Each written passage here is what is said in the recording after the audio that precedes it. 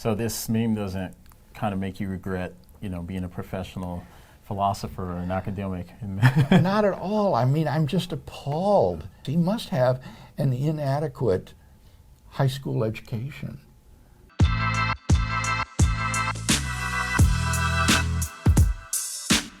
Welcome to Whaddo Meme. I'm sitting here with Dr. William Lane Craig.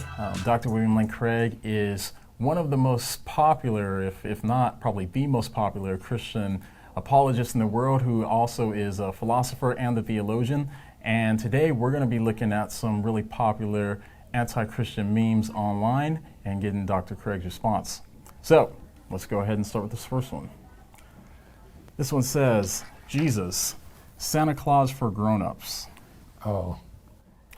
Well, obviously, this person doesn't understand that there is positive historical evidence concerning the life and teachings of Jesus. But not only is there no evidence for Santa Claus, but we have very, very powerful evidence against him. So they're not really comparable at all. This one here says, only lies need multiple versions. Has a bunch of... Oh my. Yeah, and then it has a picture of different translations of the Bible, yeah. Right? And that's just silly. There are multiple translations of Aristotle, of Plato, and of other great works of literature. So the availability of multiple translations actually helps us in getting at the nuances and the meaning of the original text in another language like Greek or Hebrew, rather than being reliant upon simply one translation. So multiple translations is a positive feature of the Bible. This one here says, okay, why is Satan evil if he punishes the evil? I wasn't aware. Oh, I know what he's thinking of. Yeah. He's thinking of these popular cartoons where God sends you to hell and puts you in Satan's clutches, and then Satan is like Exactly. the jail master who carries out his punishment. Well, that's just a misconception of popular culture. Satan doesn't punish the wicked. In fact, Satan will himself be punished by God for his rebellion and sin. This one here says, you don't become an atheist, you go back to being one. And has a picture of a baby. This is based upon the redefinition of the word atheist to mean atheist or non-theist. And this is actually a weakness of that position, namely that babies count as atheists because they lack a belief in God. But that still leaves the question open whether or not God exists. And being an atheist, like babies, doesn't provide any reason at all to think that God does not exist. All right, this one here says, you don't need religion to have morals. If you can't determine right from wrong, then you lack empathy, not religion. David Wood might be a good one to respond to this. Lacking empathy is not equivalent to right and wrong.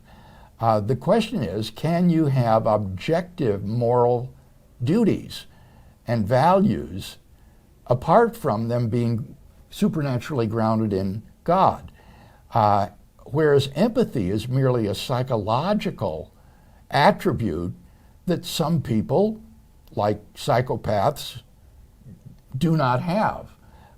Has nothing to do with the objectivity of moral values and duties. So having empathy is not going to get you very far in determining right from wrong. This one here says, religion is rather silly. Only the unintelligent and weak-minded need an imaginary friend in their lives. Gosh, now this just shows how ignorant this person is. Not only are some of the greatest intellectuals in the history of mankind theists, such as Augustine, Aquinas, Leibniz, Newton, and so forth, but many of the greatest contemporary philosophers and biblical scholars and scientists are outspoken Christians and theists. He just is uninformed.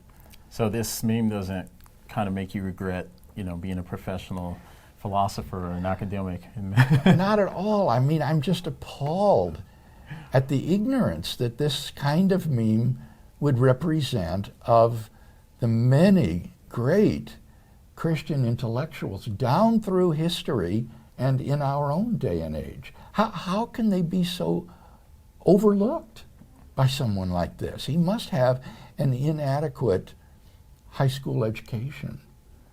All right. You lived a good, compassionate life, but you ate bacon. So the hell that you are going to is that way. I guess this is a kind of anti-Semitic or maybe anti-Muslim rant against Old Testament regulations about eating pork. And it seems to me that it's entirely within God's prerogative to set up even arbitrary rules for how he wants people to live. If God wanted to prohibit the eating of beans, I can't see that that wouldn't be his prerogative. It would be his right to say, thou shalt not eat beans. And for a time, a temporary time, he gave an order to his people, the Jews, not to eat pork. And it seems to me that was entirely within his prerogative and discretion. That didn't mean that people who ate pork went to hell. In fact, in the Old Testament, when these regulations were promulgated, I doubt they even had a doctrine of hell at that time.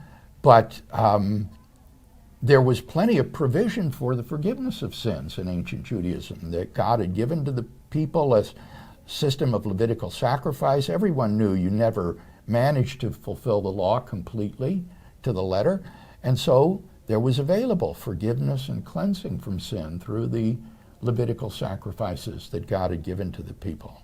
And on the contrary, people wouldn't go to heaven just because they were compassionate, right? Well, yes, which is sort of the hidden text here, isn't it? Yeah. Is that you're saved by your good works. That's right. Christians be like, look at all this evidence I have that God is real. And this guy's just squinting at a piece of paper. Yeah, he's obviously unfamiliar with the evidence, or he wouldn't have to squint.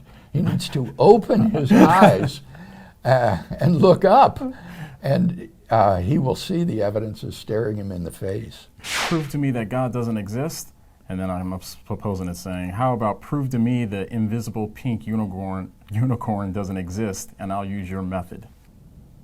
The question that's raised here is, what is the difference between these two cases?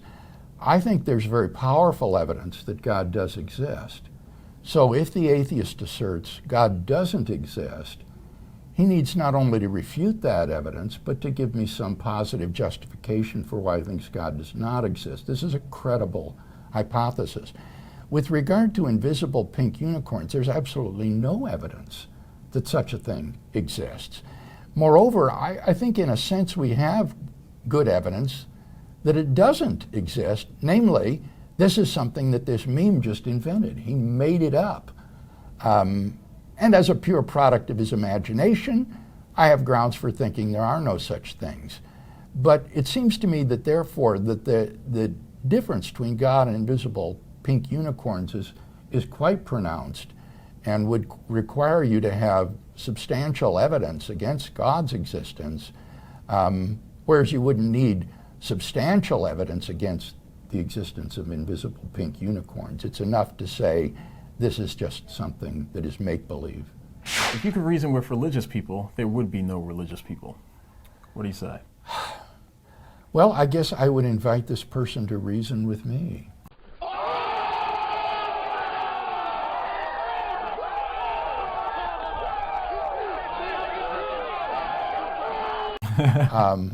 The Bible says, come, let us reason together.